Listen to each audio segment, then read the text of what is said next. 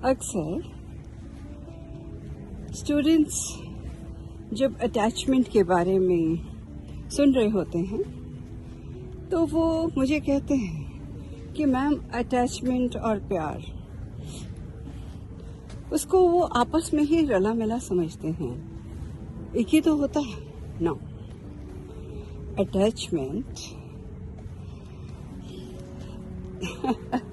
Attachment से ज्यादातर एक फियर से आता है, किसी का खो देने का डर, अकेले रह जाने का डर। ये वो फीलिंग है जो हमें याद दिलाती है कि शायद मैं कंप्लीट नहीं हूँ।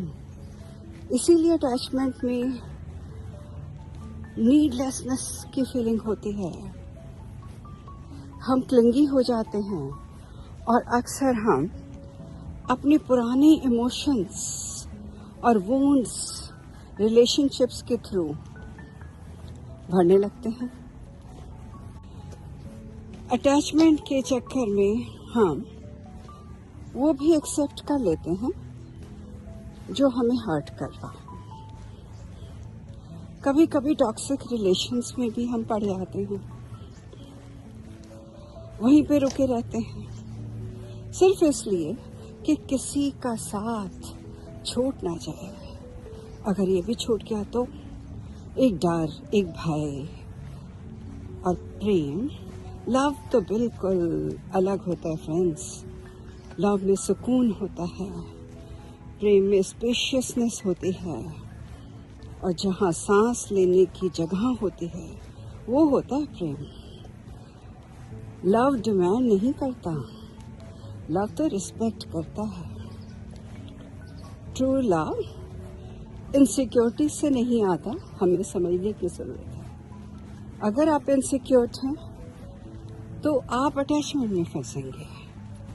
इनर होलनेस से आता है प्रेम, वो बाउंड्रीज को समझता है अपनी भी, और जिससे हम प्रेम में होते हैं, इश्क में होते हैं, दोनों को हम ग्रो करने देते हैं, अपने को भी और जिससे हम प्रेम करते हैं उसको भी।